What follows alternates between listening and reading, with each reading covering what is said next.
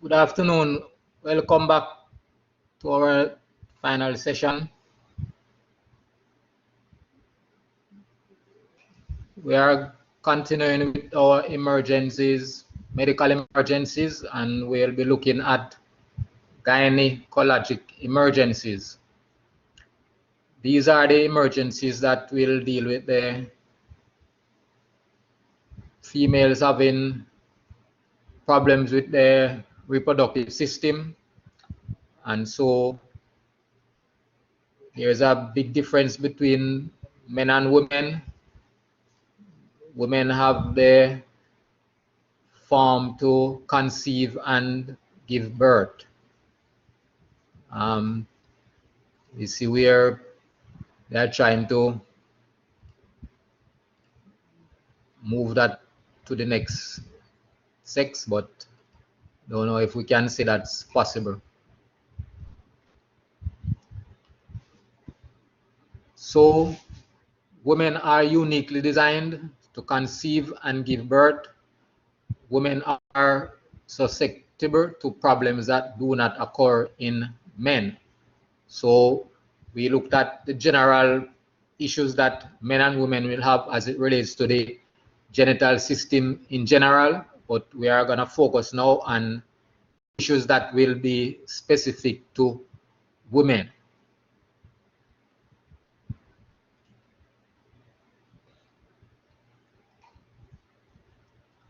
So again, with any systems that we are looking at when it comes on to medical or traumatic emergencies, you will need to remember anatomy and physiology.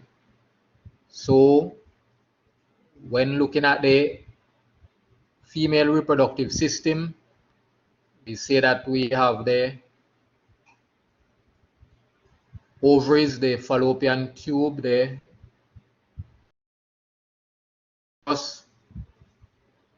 cervix, vagina. So looking at the external, so some structures will be internal while some will be external. So a section of the vagina will extend on the outside. So this is what we are looking at.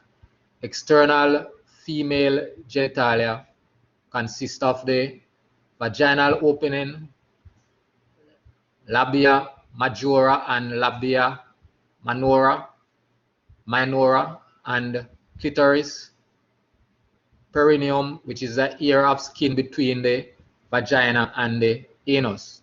And this is impacted when birth process is taking place.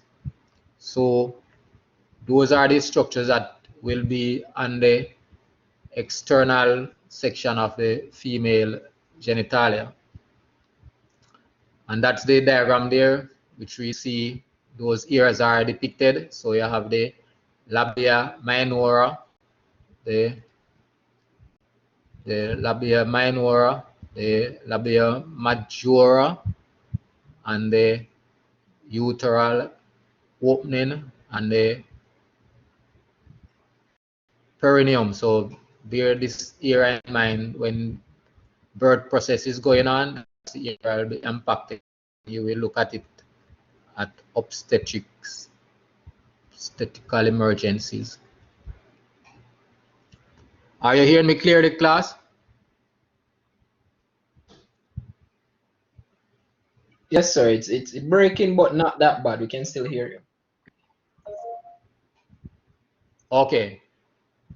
So when we look at the internal organs of the female reproductive system, we are gonna be looking at the ovaries, the fallopian tube, the uterus, and the cervix, and then the inner portion of the vagina. So they are the primary internal female reproductive organ, and they lie on each side of the lower abdomen. So any female complaining of abdominal pain, then we must consider that it can be of a genitalia problem, not just a gastrointestinal or urinary issue. That's a consideration, especially women of childbearing age. Then you must consider it can be reproductive issues. So the ovaries will produce ovum, which is the egg, and it also secretes some hormone which will assist in the whole process. So the fallopian tubes connect each ovary with the uterus. So the fallopian tubes will be coming from each ovary and extending into the uterus. We are looking at the anatomy and physiology of the female reproductive system. So from the fallopian tubes, you come to the uterus, and this is the muscular organ where the fetus grows. So the ovum, we say the egg, is produced by the ovaries, and alternative months, one egg is released from each ovary, and it will go into that fallopian tube, and it will come down to the uterus. You might have fertilization taking place in the fallopian tube. If not, it comes down to the uterus. So the narrowest part of the uterus is the cervix. So you could say the lower end of the uterus is where you find the cervix. So the narrowest part is going to be the lower end, or the inferior end of the uterus. You find the cervix, and that's going to be, the cervix will empty or open into the vagina. So that's your birth canal. So vagina is outermost cavity of the woman's reproductive system and forms the lower part of the birth canal. So the birth canal is gonna start from the cervix going into the upper part of the vagina and extending to the outer part. So all of that canal is termed the birth canal.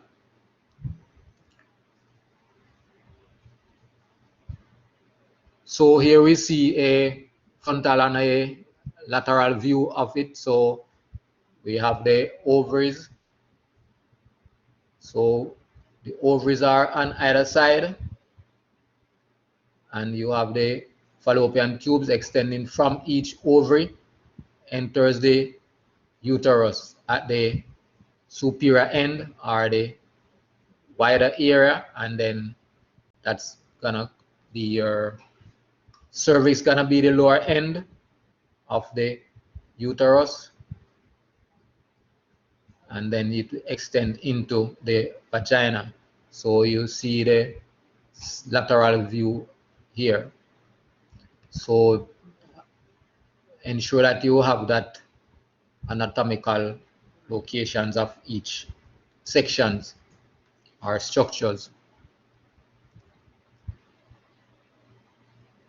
So any abdominal pain, suspect that it can be from the reproductive system and not just from the gastrointestinal or urinary system. So looking at the physiology, ovulation and menstruation begin in puberty, and the first menstrual cycle or the onset of menstruation is called menarche. So make sure you know that word. Menarche will be the first period or the first onset of menstruation, menarche, and it's gonna occur at puberty, and the rough age of puberty, it can occur between 11 and 16 years of age. Also, it can occur a little earlier, or it can occur a little later. So that is just a rough guide as to when it will normally happen. So some parents might not be educating their children properly, and so it will occur, and they might be wondering what's going on, and they might call us to respond because they think it's an emergency. So that's where we have to be empathic, and not judge anybody, but just to try and educate them, and maybe just take in the child or to get them checked out, just to make them be less anxious. So women continue ovulation and menstruation until menopause. So the beginning of the menstrual period is menarche and the ending of it is menopause. And it is saying that it occurs around age 50. You have some female will have instances of menopause due to exercise and medication and so forth. So, but usually that's when it's gonna be looking at 50, around 50 years of age.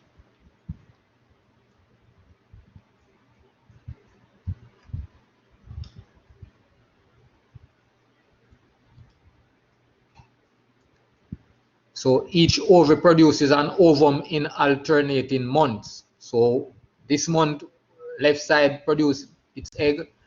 Next month, right side produces its egg. And so it is done in alternating months. Sorry, 1 minute.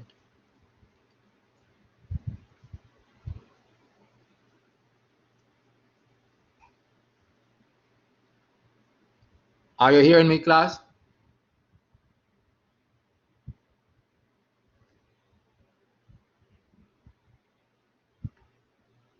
Can you hear me? If you can hear me, raise your hand.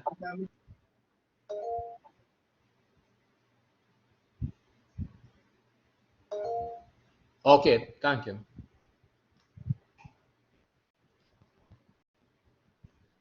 Okay, let me just. Okay. Each month, an egg is released or an ovum and is released into the respective fallopian tube corresponding to that ovary, and that's ovulation. And there are some hormones we said that the ovary secretes that will aid in that whole process. So the process of fertilization begins in the vagina. So sperm deposited from the male penis passes through the cervix to the uterus and up the fallopian tube, and the ovum or the egg, we say, is coming down from the ovary in that fallopian tube. The sperm will meet the egg and normally fertilize place in the fallopian tube, but sometimes it does not. And if there is no fertilization taking place, then the egg will continue into the uterus, and after at 14 days, then you have that lining in the uterus that has been built up in preparation for the implantation of the fertilized egg. The egg is not fertilized, then that wall will be broken down, and that's when you will have the menstruation. So again, we say that the hormones that are secreted by the ovaries will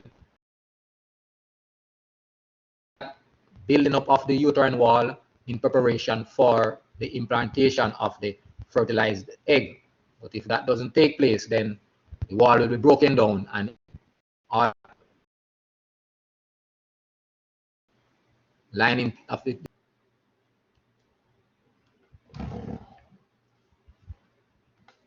Are you hearing me now? Okay, thank you.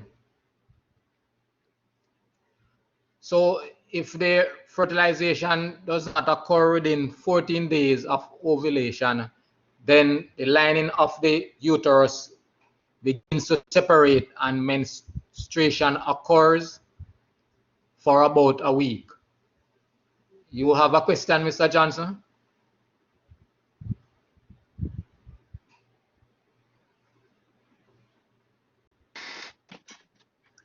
No, not really, boss. I did. But I say who they are here still. It's chipping out sometime. Okay, all right. You hear me? All right.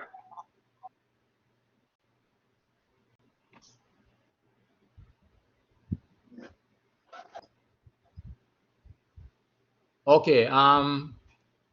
So it is important for us to recognize that the uterine wall will be built up in preparation for the fertilized egg.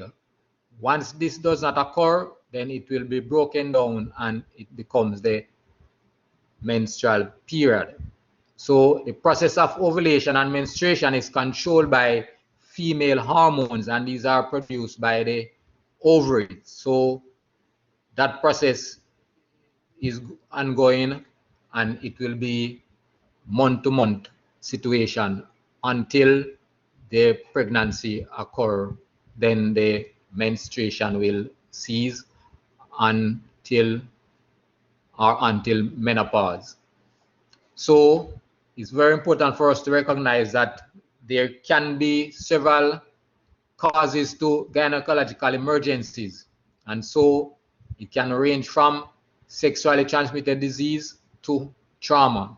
So that's the range of injuries we're gonna look at, our emergencies related to the female reproductive system. So one disease that can be present is pelvic inflammatory disease, otherwise called PID. So it's an infection of the upper organs of reproduction, and these will be your ovaries, the fallopian tubes, and the uterus. So normally it is caused from sexual activity. So some bacteria is introduced during sexual intercourse, and so it results in infection or inflammation of the fallopian tubes, uterus. So it passes from the vagina up the uterus. It can infect or inflame the uterus. It can travel via the fallopian tubes, causing that same inflammatory process, and it can reach all the way up to the ovaries. It can even extend outside of the ovaries in the area surrounding the ovaries, and so that's what will happen. And so it can result in increased risk of ectopic pregnancy or sterility. So it can cause blockage of the fallopian tube, and so that female won't be able to get pregnant. And also it predisposes female to have ectopic pregnancy. And what is ectopic pregnancy? Any fertilization, any implantation of the ovum or the eggs that takes place outside of the uterus is called a ectopic pregnancy, because it is supposed to be implanted and developed inside of the uterus. So anytime it occurs outside of it, and usually it's gonna happen in the fallopian tube, and when that happens, that fallopian tube is not designed to take a developing fetus, and so it's gonna become stretched, and eventually it can rupture, and that's a serious life-threatening condition. So that is what will set up a person for ectopic pregnancy, the pelvic inflammatory disease. And this we say is going to be caused from bacteria being introduced by the vagina during sexual intercourse, and so it can progress right along that passage all the way up to the ovaries. Most common sign is generalized lower abdominal pain. So you get a call for a patient, female patient having lower abdominal pain. Don't just tell yourself that it's a generalized gastrointestinal issue only or urinary issue. It can be reproductive issues. So consider that. So do your assessment, get your history, and take it from there. Another issue that can be there is sexually transmitted diseases. STDs can lead to more serious conditions. So the STD can progress to the pelvic inflammatory disease. So it's gonna start from lower down in the vagina, and it's gonna progress all the way up, just as if we'd say a bacteria introduced. So the one main type of sexually transmitted disease is chlamydia. So it's the most common STD, and it's caused by bacteria. So bacteria is introduced, and it's gonna cause issues, and it can end up going all the way up and causing the same issue that you'd get from the PID. So it can develop into PID. So it's usually mild or absent symptoms, but it can spread to rectum and progress to PID. So it's a bacterial infection that has caused that to spread, and so anything that is introduced via the vagina, it can eventually, in terms of bacteria, it can eventually go all the way up the passage to the ovaries and cause serious complications. So another type is of sexually transmitted disease is bacterial vaginosis. So normally the vagina is lined with some good bacteria, which are there for good reasons, but you have bad bacteria that can come and take over those good bacteria and become dangerous, and so they are infected now with a bacteria that will cause infection, and so if left untreated, it can progress to premature birth or low birth weight in pregnancy. And the big one that it can always end up with pelvic inflammatory diseases. So these are some of them common bacterial sexually transmitted diseases. Again, they might not be serious by themselves, but over time, if they progress, they can head up the passage and become very serious, even life-threatening. And we know that PID can set up the person to have ectopic pregnancy. So simple, but can be serious. So bear that in mind when we get these cards. So another sexually transmitted disease, gonorrhea, grows and multiplies rapidly in warm and moist area of the reproductive tract, and so it will end up in the cervix, uterus, fallopian tubes, and also this is a condition that affect men also. So men urethra, we say in women, is shorter, so it can easily in those situations reach further up the passage. With men, still can enter them through the urethra, and so it can affect also, you can have affected in the mouth, it can be at the rectum, the anus, so it can spread. If untreated, can enter bloodstream and spread to other parts of the body. So that's it. This is the danger with gonorrhea. It can spread to the bloodstream and can spread to all parts of the body. It can reach the brain, and so it's a serious situation. Another condition the female will experience via the reproductive system is vaginal bleeding. So bleeding by itself is not serious if it's just normal menstruation, but you won't know if it's normal or abnormal. So you can have menstruation which is abnormal, and so it's not in regular period. It can come with longer days and more blood loss, and so we will have to assess and don't overlook the fact that it can be something otherwise from menstruation. So look at possible causes. It can be abnormal menstruation, it can be vaginal trauma, it can be from ectopic pregnancy, it can be spontaneous abortion, it can be cervical polyps or cancer. So once female is having bleeding, don't just assume that it's regular cycle, and that will be called to situation where the person recognizes that this is not normal. And again, it can be a menstrual cycle which is abnormal, but there can be other causes. So do the assessment and see where it leads us. So as we look at the pathophysiology problems that can occur with the female reproductive system, all patient assessment will take the general format for all cases. You will just have to be specific in some areas for the individual cases or the unique cases, but all patient assessment will start with your scene size up, and you must think about safety first, because again, In reproductive issues with the female, it can be an assault case. You can have perpetrators around still, so you have to think about your safety at all times.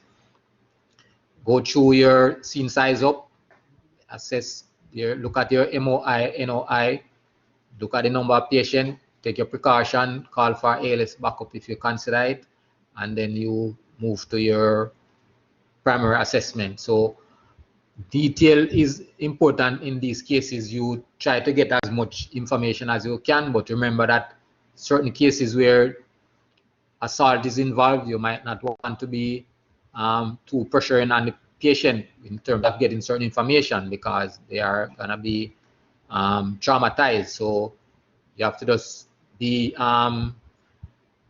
careful as you can with your assessment and getting your information. So obtaining an accurate and detailed assessment is critical.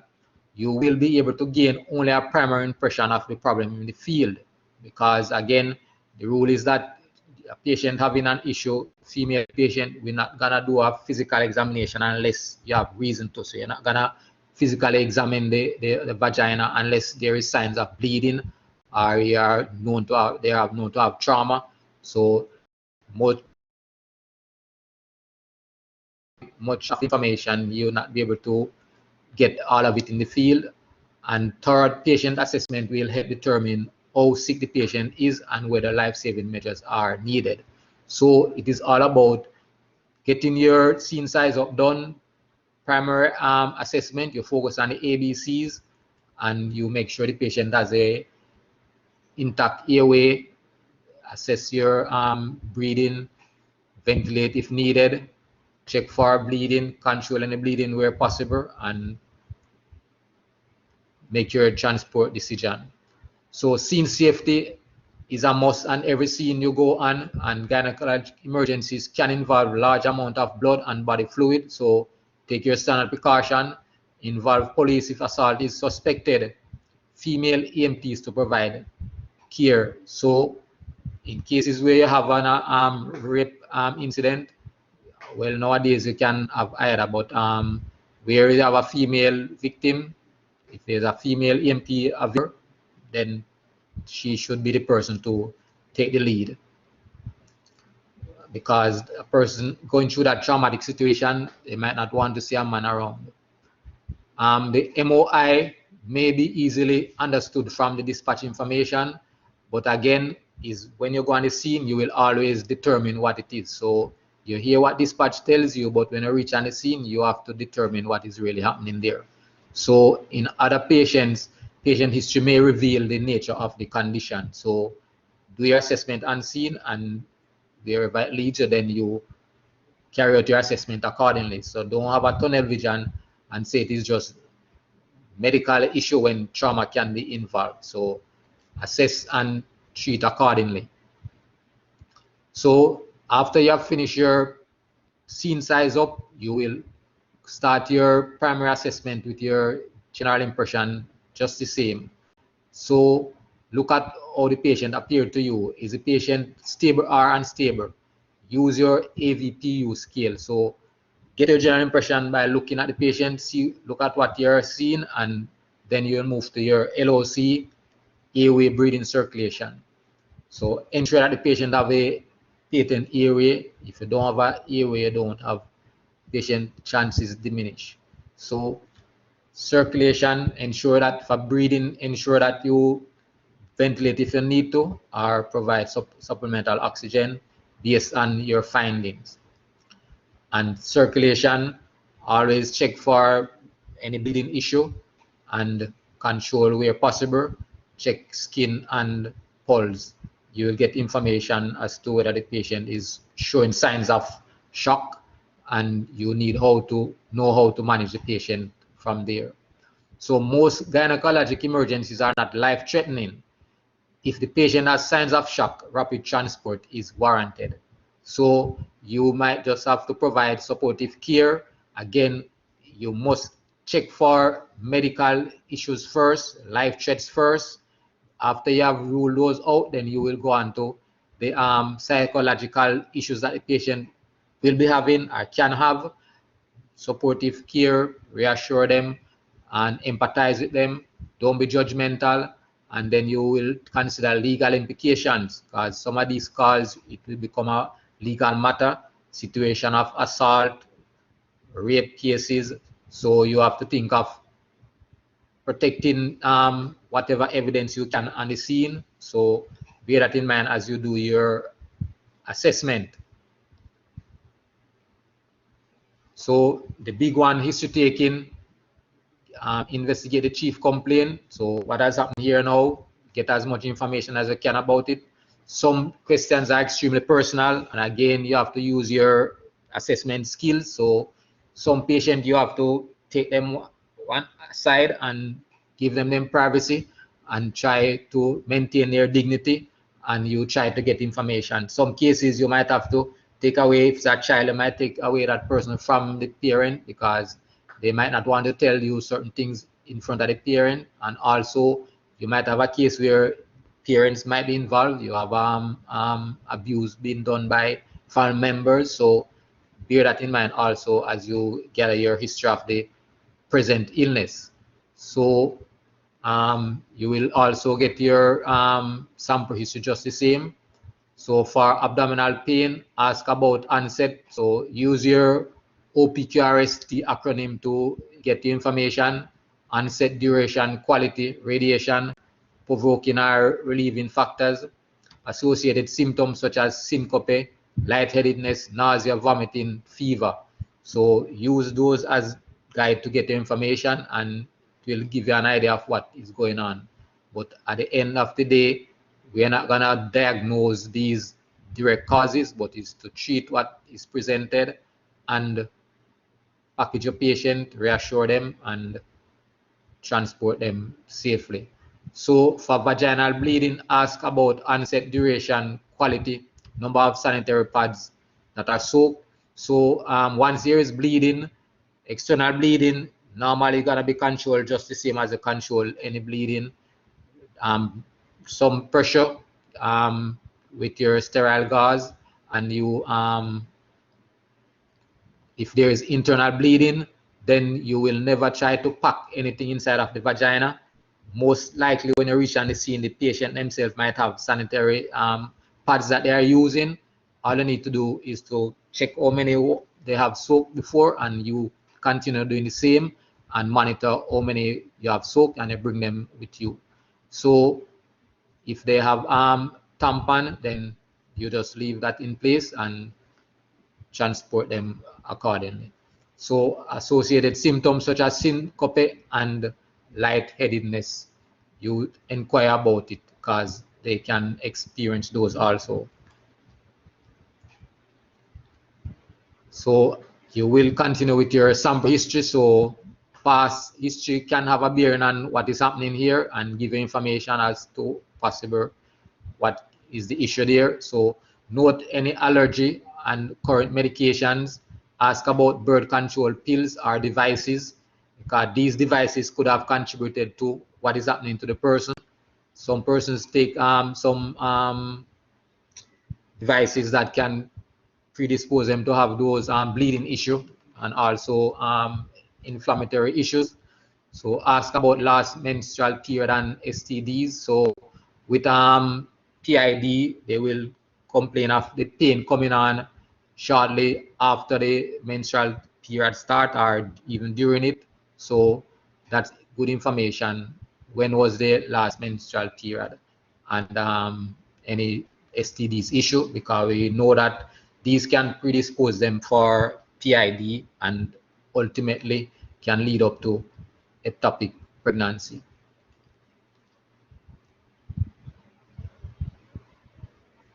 Are you hearing me, class?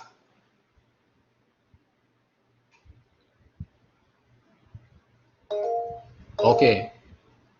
So, okay, thank you. So as you continue your patient assessment, you will go into your secondary assessment where you will do your vital signs and your physical examination if it's warranted. So again, vital signs, you must get your blood pressure, pulse, skin color, orthostatics sign. So a patient might be lying down, and when they sit up, it drop in the blood pressure, and they will tend to get dizzy. So note that also, because that's a finding where you have severe blood loss, it can be affected. So assess the abdomen,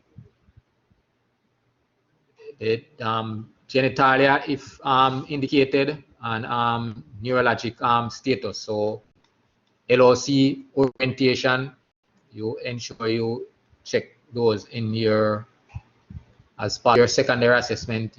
Crucial thing you need to do, get your set of vital signs and do any examination if you need to. So physical examination, it should be limited and professional. So again, maintain the privacy and dignity of your patient.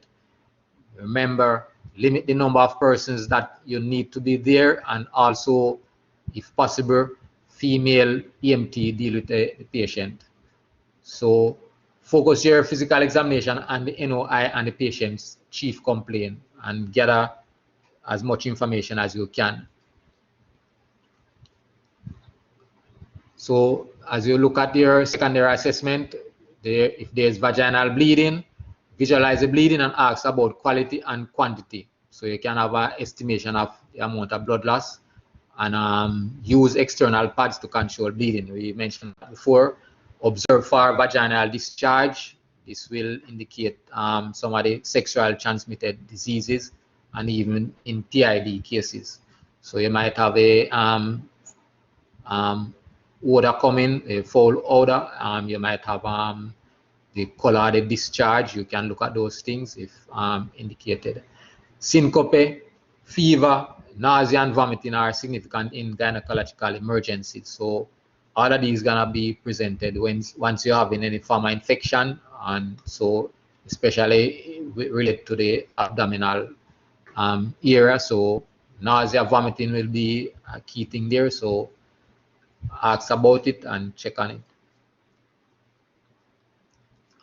So for your vital signs, you know that your primary vital signs start from the head. You're gonna look at you'd have checked the LOC, pupillary reaction. You need to assess heart rate, respiratory rate, and remember it's rate, rhythm, quality, and skin color, temperature, moisture, capillary refill time, blood pressure. Consider all of those things as you get your vital signs. Full set of vital signs is indicated. For your monitoring devices, we say that you're not gonna rely solely on your monitoring devices, but they will also help you. So get your pulse oximeter on and get your reading and see how it compares with what you're seeing on the patient. So monitor your patient, not just the machine. Consider non-invasive blood pressure monitoring to continuously track patient's blood pressure. So assess first blood pressure with sphygmomanometer and stethoscope. So your first blood pressure, if not all the blood pressure, ideally you want to get them with a manual BP machine, not the digital electronic ones. All right, so at least if you must use it, but make sure the first one is manual. So in reassessing your patient, very important, high priority patient, signs of shock, you must reassess every 5 minutes, and you're gonna go back over your primary assessment. So ABCs, look back at the person, check them LOC, ABCs, make sure nothing has changed or anything is compromised, and any new treatment you have to perform to correct those issues, you correct them. You'll go back to your vital signs, repeat the vital signs we said every 5 minutes. You check back on your interventions, whatever you had done for the patient before, look back at it. You were giving oxygen, make sure the oxygen tank is still having oxygen and is not empty, and you're there assuming that the patient is getting oxygen. All right, so if there is bleeding issue, check to see that it's still in check, and look at any interventions you have done. And again, transport promptly to the available facility that can have gynecologic status. So if you don't have any choice, then again, whatever is available in your jurisdiction, then I guess you'll have to go to the nearest hospital. So a big part of these calls, it's gonna be communication and documentation. So you're gonna call in to make your reader report. You're gonna need to give the relevant information, and you're gonna go to the hospital or the receiving facility. You're gonna give a verbal report, handover report, and you're gonna end up doing your documentation. So again, we say these calls can be court issue, they can be legal cases. So remember, proper documentation on all calls is key, but especially on these calls, make sure you cross all of your T and dot all your I's. Make sure you document properly. So include possibility of pregnancy, and carefully document everything, especially in cases of sexual assault. So as it relates to individual emergency care specific to these calls, you still will look at your general patient assessment. So you will have to make sure that they have a patent airway, ensure that they're ventilating properly, look to see if there's any bleeding. But you will maintain patient's privacy as much as possible, and we mentioned that before. In a public place, move to the ambulance. So the ambulance is a safe haven, the private place. Have a female EMT participate in the patient's care if possible. Determining cause of bleeding is of less importance than treating for shock and transporting. So we don't have to find out exactly where the bleeding is coming from.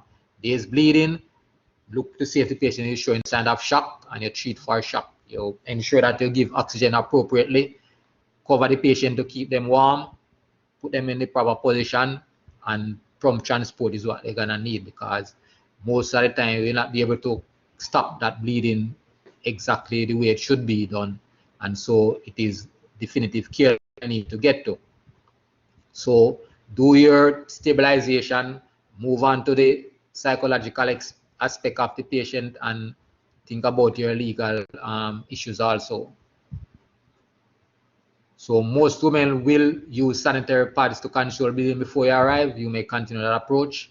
External genitals have a rich nerve supply, so they'll be very painful when they are injured, and also can bleed significantly. So bear that in mind as you deal with these situations. Treat external laceration with moist, sterile complexes. So it's an exposed organ, so sterility and moisture is needed. So make sure you provide it. And local pressure control bleeding. You will not pack anything inside of the vagina, and you use diaper type bandages to hold the dressings in place. And like I said before, you might go there with the patient starting that process. So all I need to just continue with new pads when previous one gets soaked.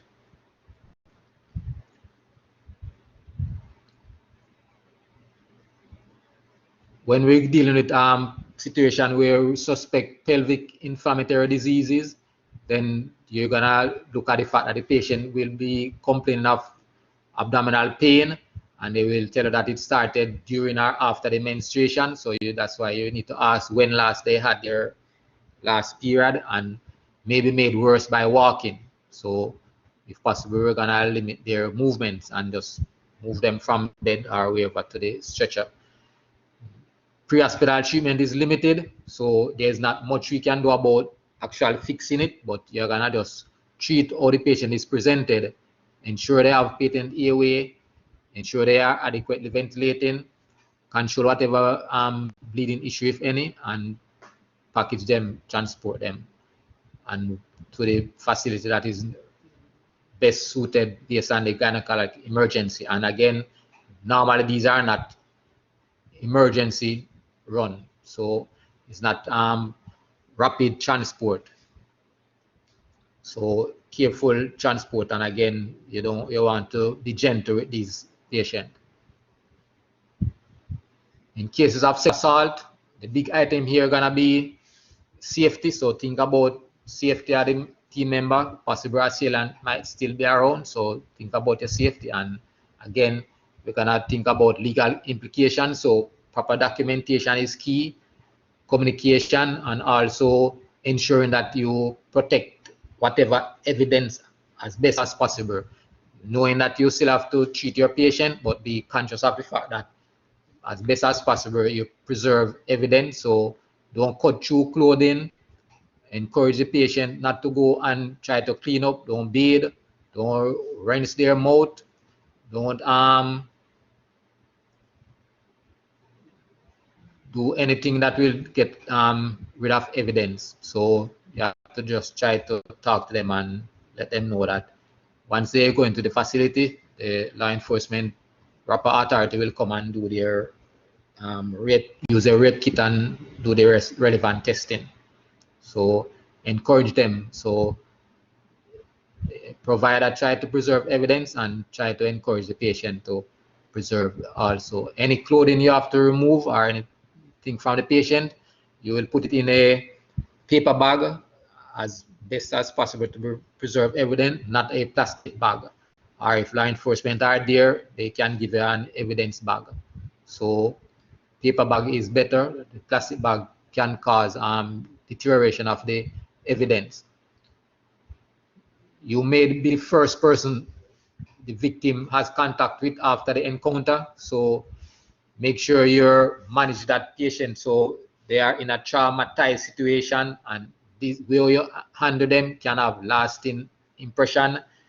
We talk about the PTSD, so where you deal with them can maybe deter them from having that negative implication from the PTSD. So think about being professional, tact, be kind, sensitive, and try to be reassuring, be empathic, and be an advocate for your patient.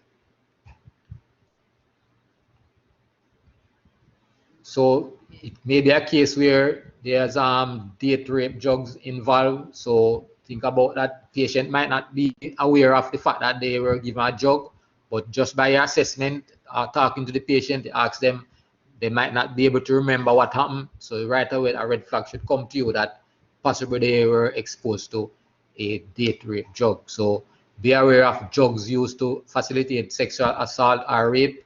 Inability to remember the event should create suspicion. If these drugs are still in the patient's system, you may see hypotension, bradycardia, abdominal complaints, difficulty breathing, seizures, coma, or even death. So it's not an easy situation, but treat what you are presented with and take it from there. So you can generally expect police involvement. So from you get the call, you should be asking police on the scene. Again, we say from a safety point of view, you should ask for police on the scene, and also from an evidential point of view, then they should be there too. Normally they will be there. So attempt to get a detailed report from victim may cause her to shut down. So again, you're not there as a police officer to get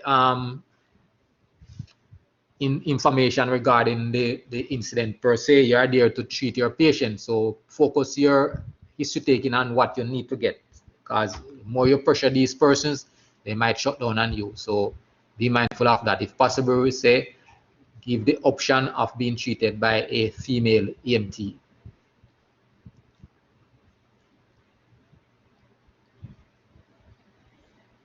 Your focus should be provide medical treatment of the patient, but not only that, remember that there is a psychological aspect to it, so you need to offer that care to that patient.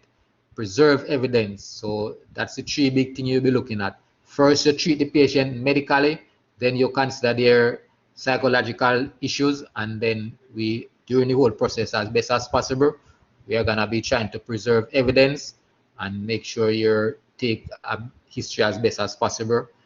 Be mindful of the patient condition and situation, and produce a patient care report. So all these are very important as you deal with these cases involving sexual assault.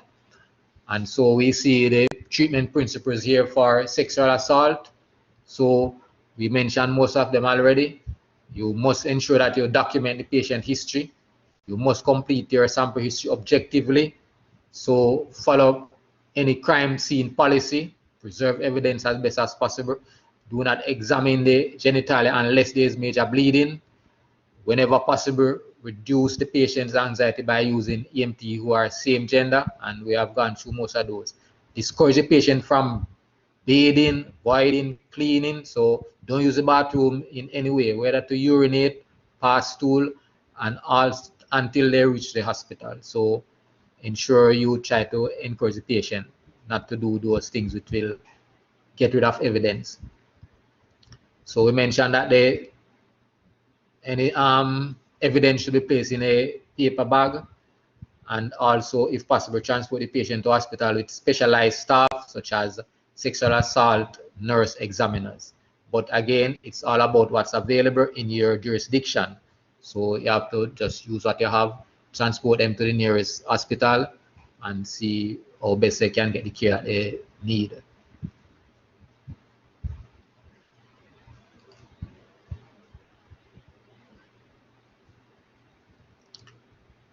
And we have come to another end of another chapter on gynecological emergencies. So this is a fairly short chapter.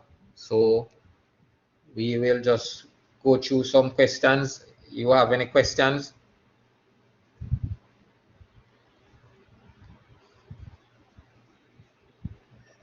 Is everyone clear on it?